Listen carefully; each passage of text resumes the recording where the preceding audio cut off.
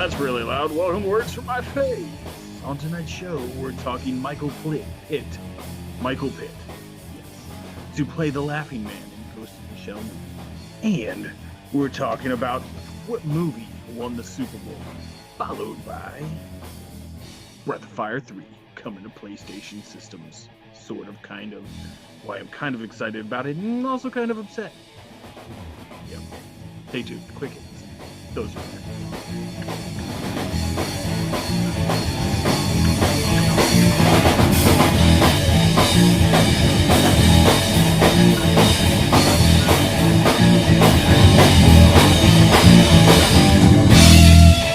What's going on, everybody? Welcome to Words to My Face. My name is Brian. With me, as always, producer extraordinaire Brendan. Yo. And we are the one and only home of the Chewbacca chainsaws.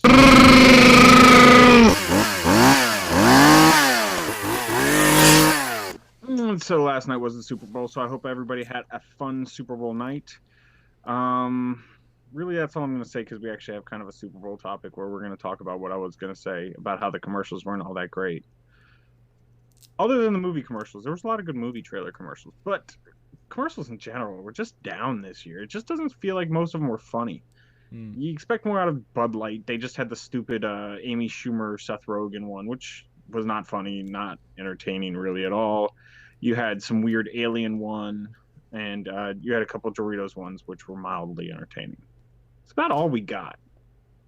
Yeah, I want to say there was some other one or two, and the apartments.com one wasn't funny, but it was at least seemed like a Super Bowl ad. Well, when he looked over and said, George and Wheezy moving on up, from the Jeffersons. Yeah, that was actually George Washington and Lil Wayne. It was funny. That was kind of entertaining. That one little part was entertaining. But you're right. There's not much to most of them. We can talk about. I mean, I also like there were a handful in there that I enjoyed, but you're right. By and large, it wasn't like what you. We're only talking about the movie commercials for the topic. So if you want to talk about some of the other ones, I was gonna say there was it's kind of what was the Wix one that used Kung Fu Panda. I thought that was cool, where it went through and parodied the most iconic, like hilarious commercials from past Super Bowls. So there you go. But overall, you would agree with me. Commercials were kind of down this year. Yeah, definitely. I think they were down last year too. I think they might actually have been better than last year, because last year was like really low. It's funny because it doesn't seem like the advertising cost for the Super Bowl goes down any, but yet the quality of these Super Bowl commercials certainly has. Yes. Part of the reason that it got so expensive is because everybody was putting their best out there, and you had to fight for who was going to be most recognized, and that drove the cost a little bit, I imagine. And now that they're kind of throwing, now they're spending too much. They're spending too much on just getting the spot. They don't have the money to make it as good. Yeah, it's very true. It could be true. Definitely could be true, but you never know. As long as the game is entertaining, which last night's game not so entertaining. Interesting for a lot, close for a lot, but not much happened. Except for both quarterbacks got sacked. There was a lot of great defensive plays. Yeah, if you're a big fan of defense, man, that was your game. But me, I'm a fan of defense, yes. But I'm more of a fan of offense. I think that's everybody is, and especially if not one of them is not your team in the fight. You kind of want them both to score a ton of points just to make it a little more entertaining, but it was like quick defense. Like these shutdowns were quick, and it was exciting. They sacked everybody 100 times. I was going to say that too. It wasn't just like, oh, by the books, you can't make enough yards. It was sacks. It was hitting the ball out of the air. Tipping the ball. It was interceptions. It was stripping the ball and all that stuff. So on the defense side, it was an exciting game, I would say. It's true. Defensively. But again, offense is what puts ratings up. So again, if my team's not gonna, if my team was one of those two teams in there and my team was the winner, then I would have been like, oh, spectacular game, best game ever. But it wasn't. So I kind of wanted some more points. But that's neither here nor there. We are not doing a sports show, but we are having fun talking about sports stuff. Yeah, it's the day after Super Bowl. Oh, come on. You talk about some Super Bowl. Yeah, you gotta have some Super Bowl in there. It just happened. I mean, you can't just not talk about the Super Bowl. But let's jump right into things and let's talk about movie news. Movie news. And on tonight's movie topic, we'll be talking about Michael Pitt has just signed on to play the Laughing Man in the remake of, or not remake, the live action creation of the Ghost in the Shell movie. Now, we heard a couple years, no, maybe about a year ago, that Scarlett Johansson was going to be taking the role of the Major. What's her real name? Uh, I think Kusanagi. Something like some It's somewhere something in there. Kusanagi, something like that. And I'm a big fan of the show, but it's been a while since I've seen the They show. It's usually been a just while call her since it's been Major. out. In Yeah, the the Major. The in Major. standalone complex, they usually do. There's a newer one where they call her by her actual name, which is why I even know it because I call her by her name more. Is that Arise that they call her Yeah, in by her her? eyes, they call her more by her name. Yeah, but Um, Ghost in the Shell the standalone complex was one of the classic anime TV series that's ever come out. They had two it's a big great main series. storylines, and one of them was the Laughing Man. Now, when we heard that the movie was coming out, they hadn't said exactly that they were doing the Laughing Man. Everybody kind of figured they were doing the Laughing Man. That is the bigger of the two main story arcs that you get with Ghost in the Shell standalone complex. The other one is the individual 11, but that's again they're doing the Laughing Man. They also did have a couple animated standalone complex movies, although But those just did the story arcs in yeah, condensed but form. they also had other Ghost in the Shell movies made by the I thought made by the group that did it. Like there was the one older one, and then there was the ones that were basically the show, and then there was a Yeah, couple other ones that were side there's stories. a lot that goes on Yeah, with that. there's a lot of But Ghost in the Shell stuff out there. so we heard Scarlett Johansson was going to be the Major in the new adaptation, and now we know who the Laughing Man is. Now, if you don't know who Michael Pitt is, he is probably the main character, other than Belushi, or I was gonna say, yeah, Belushi, not Belushi, um, whatever that guy's name is, who's in all the Adam Sandler movies. He's the secondary main character. He's the younger guy. So don't really even know. in I Boardwalk don't know him in Empires. much more than that. But He was the secondary main guy in Boardwalk Empires. What you were saying, right? yeah, Yeah. Michael Pitt at least. And so now there's a couple things we do know. We do know our director. It's going to be Rupert Sanders. He did Snow White and the Huntsman. That's really the only thing I could think of that he had done. And when I looked him up, that was really about it. That he had done screenplays by Jonathan Herman. And now nobody would have heard about him when we first reported on it because he did Straight Outta Compton. So he did the screenplay there, which was he's nominated for an Oscar for it, so it's obviously a really good screenplay. It's kind of an And odd then we group had to end up with Scarlett this movie. Johansson as the Major, and Steven Spielberg apparently is backing this movie. He's not signed on as a producer, but he's backing the movie. So I don't really know how much involvement Steven Spielberg will have, but he does think that this is a good project to jump into. So we have a pretty good cast shaping up. We have pretty good guys surrounding it. Well, hopefully, pretty good guys, and unknown. Yeah, Um, but I I would am say I excited don't to know see the what story to. on the big screen. I don't even know what to think of that group because I wouldn't say anyone involved is bad. It just seems like a strange group to come together for Ghost in the Shell. Yeah, But and then you had Avi and and we don't Ari, know a Arad. lot of it. Yeah. But Yeah, hopefully, it just seems like it's going to be interesting. Now this is a really cool story to tackle.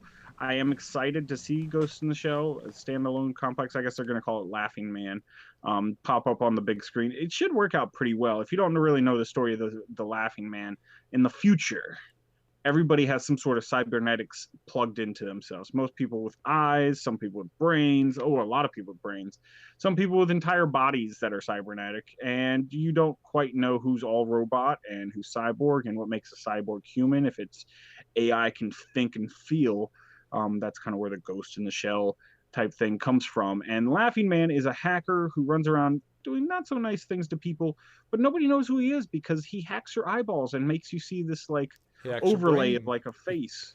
He can change your memories. Even he can Yeah, he do, can even change your memories. and he So can do it very rapidly, and and he's on a many good people hacker. at once. So it's interesting story concept. It's going to be something new that we haven't really seen. And in terms of animes, this is one of the better ones I'd say to take to the big screen because a lot of animes, I mean, don't get me wrong, I'm an anime fan. Their stories get pretty convoluted sometimes.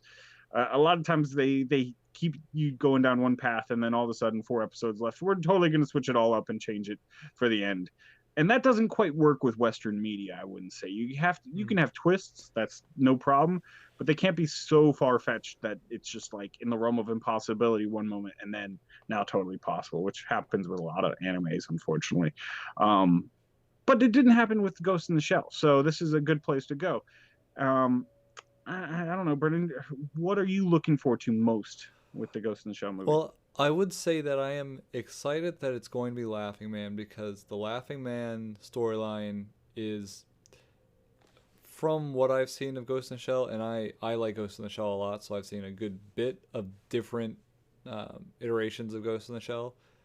The Laughing Man storyline is my favorite by far. Yeah, that was the best. And the Laughing Man character is one of the most intriguing to come up, and other things that they do. I'm going to guess. I'm trying to like guess at some things that they're going to obviously cut out, but from the TV show version. But they're going to obviously be changing up the story to fit this new format, to give us new, like unexpected things going on. I kind of wonder how much they're going to deviate with regards to the Laughing Man character, because Ghost in the Shell Standalone Complex is a very well-known anime, so they're not going to be surprising anyone if they just keep they're going to change up some things. I think they'll keep the characters relatively similar to what they have, like all the basic characters are there. Her squad will be the same, but I bet you we're going to see a little bit, because there is a little bit of a twist towards the end of the Laughing Man story arc. So they'll probably play around with that. Himself, so they'll probably play around with that. They won't really keep that the same. And you kind of need to, and that's the one thing that you could really change, is that little twist towards the end. It works well. It's not like it's like crazy, like, oh my God, this changes everything. It does keep you guessing to that moment. And then after that happens, you kind of turn and it's like, okay, we're pivoting directions, but it still keeps the momentum. So I guess the real question in my head is what they're going to do with the philosophical questions that Ghost in the Shell always has, which the Japanese producers and the anime adaptations have always kept up in various ways. There's always kind of a different question. Though I wonder if they'll try to avoid going so heavy into that. Yeah, they won't get so deep into that. They won't get so deep into that, I can't imagine, just because, one, they won't have enough time to get into that, because that's something that's developed over episodes. And I believe it's like a 24-episode arc, so that's like 12 hours worth of anime for the Laughing Man series. And there's definitely certain questions that they can't go into, like some of the side characters that deal with certain of those questions that they can cut out. But they did it also in the original major animated movie, Ghost in the Shell. It was all around that. A different philosophical question about it's usually something to do with the difference between man and machine, right? When the machine can think and feel, and exactly, might be the man is put into the machine. Yeah, it's one of those things. So it's all overall, I'm pretty excited about this movie coming out. Let us know what you think. Are you excited? Do you think they'll change up the story drastically, or they'll keep it the same? And was this Michael Pitt a good casting? Hit us up. Let us know. Comments down below. Of course, at Where's My Face on Twitter. Google Plus and Facebook. Always good ways of getting a hold of us. But let's keep on rolling. And let's talk about which movie won the Super Bowl. So the Super Bowl. Yeah, so the Super Bowl, usually it has really great products as commercials. We usually find something funny like Bud Light, Budweiser, the Doritos guys. This year they kind of dropped the ball, so somebody had to pick it up, and so we got a bazillion movie trailers, something we always get.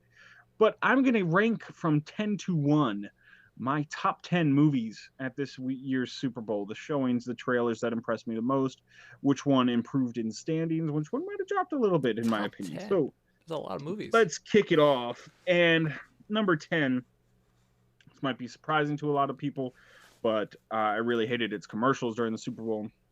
And that's Batman vs. Superman. And that's because its biggest commercial was like a Turkish Airlines commercial where Jesse Eisenberg as Lex Luthor tries to sell you on flying in this airlines. And it just didn't hit home for me. It's like a product placement inside a product placement. And that just makes me think that this movie is going to be product placement after product placement. And it really put a bad taste in my mouth. So that did happen a lot, actually. this Super Bowl too with other commercials. But yeah, okay. Just was it was a commercial inside a commercial, and I don't need more commercials on top of commercials. Thank you very much. So that was my number 10. Number 9 was Independence Day 2. That didn't really have a big spot. It was towards the beginning though, so they had the prime, one of the prime spots, and I remember watching it, being like, "Oh, what movie is this going to be?"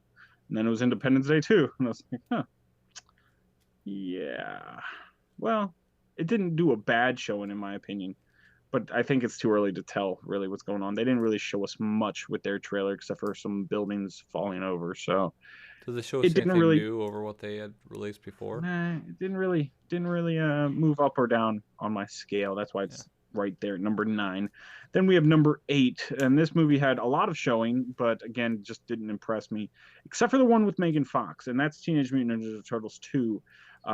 They're coming out with another CGI live action movie, and Megan Fox looks spectacular. You did get to see a little bit of Krang, which was cool, and you did see Rocksteady, I believe, the Rhino of the Bebop and Rocksteady You duo, saw a flash of rushing Casey. through traffic, huh? You saw Casey for like a moment doing. Casey Flash there. So a Yeah. couple cool things, but the first one didn't knock me off my feet, and so I'm hoping this one will be better. Just don't really know if it will. So, but it did have a couple commercials in there, and so that was interesting. Then number 10 was The Jungle Book. And that one looked really cool, just the way they were displaying it on the screen, because they had the black bars on the top and the bottom, but yet the characters were going over top of the black bars. So it's kind of like a faux 3D look to it, which was interesting to me. I am glad that they're doing it with like CGI voices coming out of the animals just to keep that intact, because I've seen Jungle Book iterations where I think the only other live action one that I can think of where the animals didn't talk, and it was just like, eh. And the animals need to talk in Jungle Book. I'm sorry, just how it has to go. If Baloo doesn't say something, about the bare necessities. Well, in a Disney version Jungle of Book Jungle to me. Book, they need to anyway. So Yeah, well, and this one too. All right, this one too. this is a Disney one. Is it the Disney one? Because there's another one coming out pretty soon after this that's not a Disney one. There's two So, Jungle Books coming out.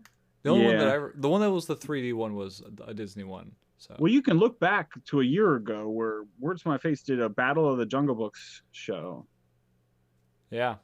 and we talked about it. All right. How there's 2 competing Jungle Books coming out. So check our back catalog. We got lots of good stuff in there for you. But that was my number 7 movie. Then moving on to number 6, 10 Cloverfield Lane.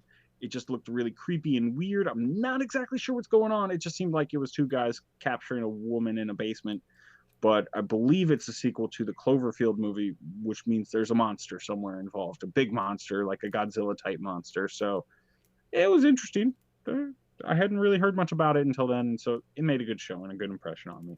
That was number 6. Number 5 was the new Bourne movie. That does look spectacular. Matt Damon looks like he had never jumped off the set of Jason Bourne, and it's going to be action-packed and high tension, just like all the rest of them were. So I'm a fan of the Bourne series. I'm ready. I just hope they incorporate Jeremy Renner into this one somewhere. I don't think they're planning on it, but it'd be cool to see him in there. It wasn't a great Bourne movie that he did, but it was a very good one, so he deserves not to be written out of the canon. he can stay. He can stay. Then we have number 4.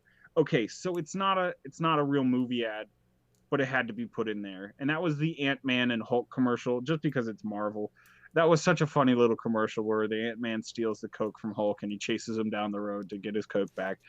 It's not really a movie, but that was one of the better commercials. Cool. But at the same time, it's kind of sad that makes it as this high on the list of best movie. It was extremely entertaining. All right, it was extremely entertaining, so it had to go in, and I liked it so much that it's going up to number 4. So yeah, that was really fun.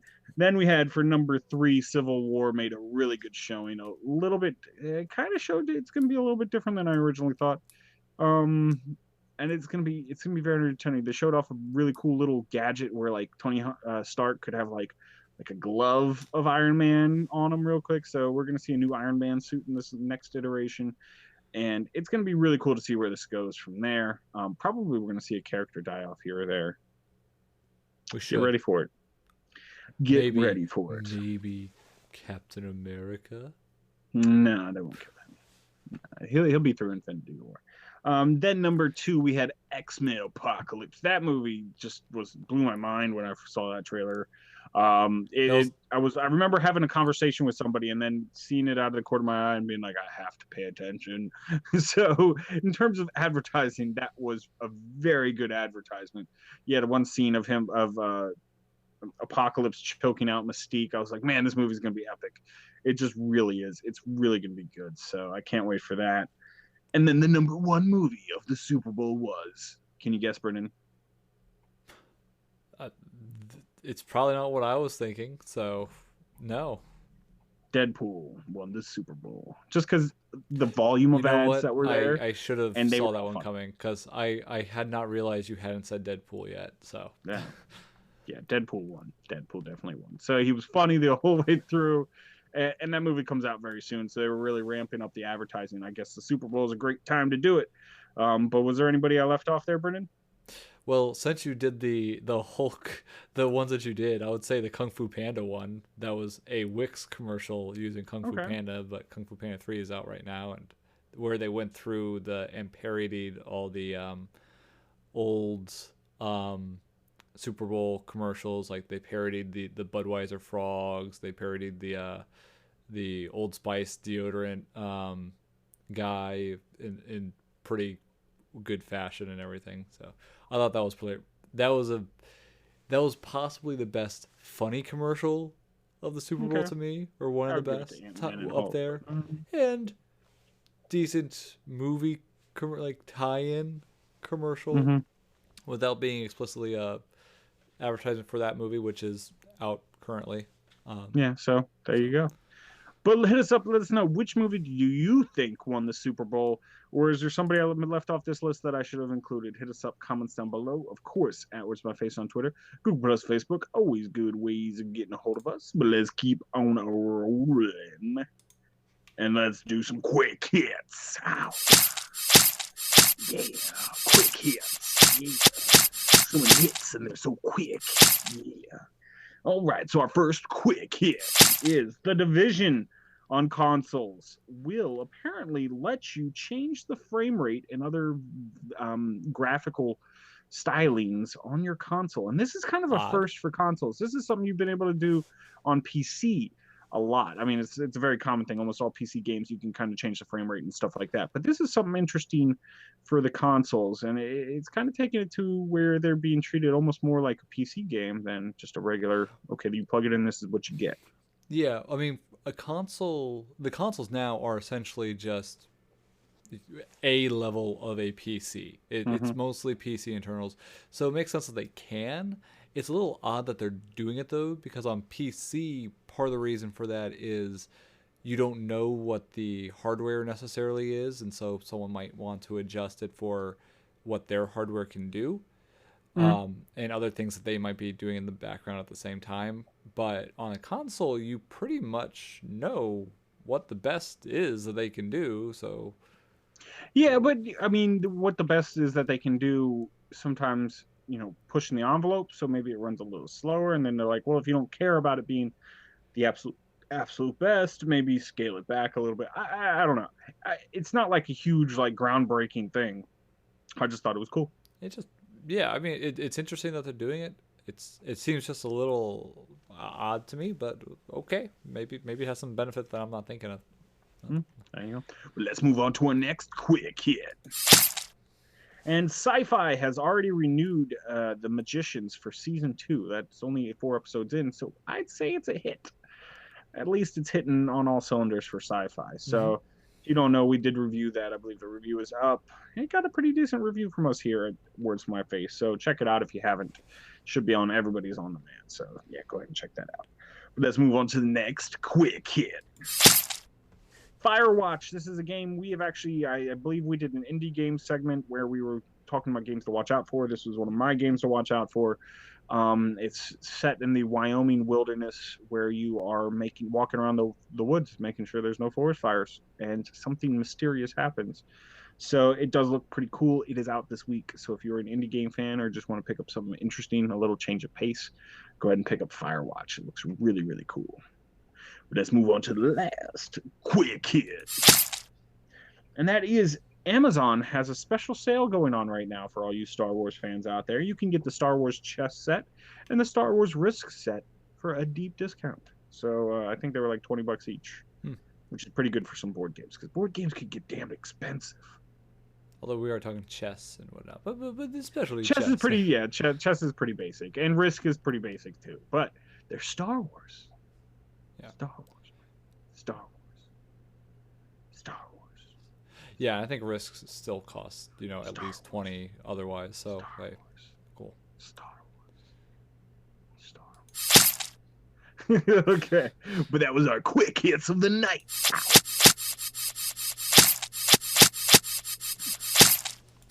All right, and let's talk about video games. Video games?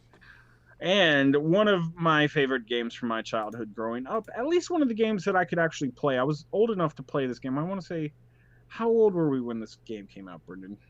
Maybe 11, 12, 13 when I we think got I this? might have I want to say been 12. 10 anyway. Yeah, I want to say or 12 to 13. So you were 9 to 10, somewhere in there.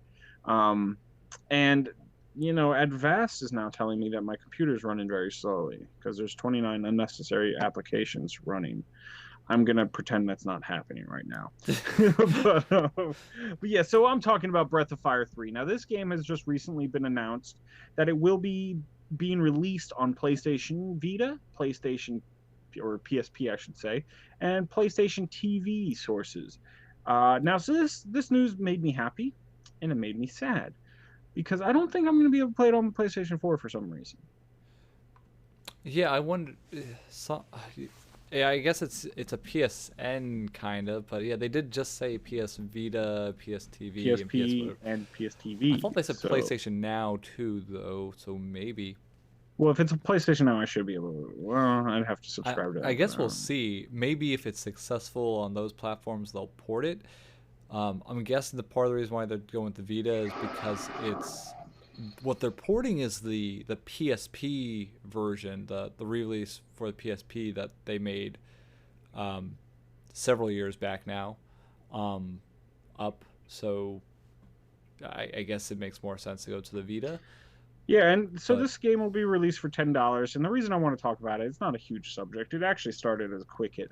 But this is just a game that I loved as a kid. Now, Breath of Fire, the first one, pretty easy RPG for the Super Nintendo. Game I good. played when I was I like enjoyed it. 6 or 7 or 8, and it was like, hey, this is a lot of fun. There's not an It's one of the insane first amount of games I ever depth, but beat. there's another. Yeah. Yeah. And when Breath of Fire 2 came out, nobody ever got it because it was like barely released in America. But Breath of Fire 3 came out on the PlayStation, and this was one of our first games that we ever got, or at least rented it. Now, this was back before we had ever gotten a memory card, because when I first bought my PlayStation, didn't realize you needed a memory card to play or save for any of your games. And so we got it and playing games, and well, you can't save if you don't have a memory card. So we literally would leave our PlayStation on. We'd play like 2-3 hours of this game, leave our PlayStation on, try to come back to it. There was this one part we had to sneak past some guards that we could never figure out. And we'd end up resetting the game and restarting from the beginning, play 2-3 hours through, get stuck at the same part, and just redo it. So we might have played the first 3 hours of the game, I don't know, Brendan, what would you say? 150 times? All right, Yes. exaggeration, but a But lot at some point, because then eventually I bought it years later, and we got And we had a past that memory part. card. But we replayed that game so many times. I've replayed it. I got it again. I still haven't beaten that game. I've been playing through though. I play through it fairly regularly because I try to do like just everything. But it was a game But that had a lot of cool. It had a I really got to cool the end. story. I got to the It end. had. It was really an underrated game, I'd say, for its time. It had a really cool story. It was up there with the Final Fantasies in terms of how cool the story was. The game mechanics were awesome. You could turn into a dragon with your main character. I mean, how sweet is that? Yeah, and I didn't realize even until recently how complex the dragon gene system really was. Like I thought, okay, I add on this and I get bigger. I add on this, I just get bigger. But I found out more recently, from looking online that oh no, if you do certain specific configurations, you do all kinds of weird, like different kinds of half dragons, strange mini worm dragons, other kinds of crazy stuff with it. and all Lots of kinds of cool weird combinations. things of how the stats are changed based off of what you do. It's like it was Yeah, great and if you don't system. know much about the Breath of Fire series, now this is a Capcom game, Breath of Fire, the original one, that was kind of they worked on in development with SquareSoft at the time. Square ported it to the U.S. Okay, they ported it to the Yeah, U.S., but they they just brought made it it over to the awesome. U.S. All Yeah. right, Square, and that was the time where Square could do no wrong, and they said this is a good game, so we'll help you out with the Capcom. Keep running with this idea, and so I'm just really excited to get my hands on an old classic RPG because, of all games, I'd say RPGs are probably the ones that hold up the best over time because they're trying to tell a story and they Yes. can do it in different ways. Like some of the beat 'em up games, the action adventure games, those don't quite hold up as well over And time because the graphics break mhm. down. I mean, wear down. And I would They say just don't. with Breath of Fire 3, because of the style of the graphics that they went for, how they weren't More of a trying to, cartoony jacket yes, graphics. Yeah. rather than trying to push the 3D graphics as far as it could go on the PlayStation, I would say the look holds up better for Breath of Fire 3 than for some Hmm. of the other more ambitious RPGs on the system, like the Final Fantasy games, just Yeah, which the because Final it Fantasy looks games, don't get me wrong, they still hold up. They just, you're right. The style, the look of this game was, yeah, the kind of the, before they called it cell shading, but that's kind of what the look it was like. mm, Cartoony anime type look. But you're right. The graphics, the way it was done makes it hold up better. So I don't know. I just want to talk about that a little bit. It was really just a walk down This nostalgia is the lane. first time this version of the game will be released in North America, which is part of the big deal. Like I said, this is the PSP version, which it added a few things. It's only $10, Yeah, so it's worth it. yeah, Buy it a I'd like PSP. to pick it up. I do have a Vita, so I could play it. There you It's go. one of my favorite games. Like I said, I haven't beaten it yet, but that's not um, because of not caring. It's because I try to do everything, and the last time I got to Yeah. the end as a kid, I played the first boss once, lost, and before I could play again, our sister stepped on the disc and cracked it, and it was already Mm, hard to find at that point, so I didn't find it again yeah. for a long time. Yeah. It happens though. It happens. That's what happens when you grow up as one of six. So, But but hit us up. Let us know. Did you ever play this game? Are you gonna get it now that it's being re-released? do you Let care us know. about the Comments down expanded below. fishing game? Oh, the expanded fishing game. Actually, I watched a video on Watch Mojo, which was the 10 greatest mini games on all of sport and all of video games, and the fishing game was up there as well as I play the Blitzball. fishing game So a lot in that game. That game has a bunch of good fishing games, which is, by the way, one of my criteria for a good RPG is it was a must good have mini good, game. yeah, must have good mini games. So Yeah, so a lot of fun. Hit us up, let us know what you think. Of course, AdWords to my face on Twitter, Google Plus, and Facebook. Always good ways of getting a hold of us. But yeah, I think that's gonna be about it for the evening. So as always, I am Brian. With me, as always, producer extraordinaire, the tyrant of cool, Brendan, yo. and we are going to headbang our way out of this joint. Ah!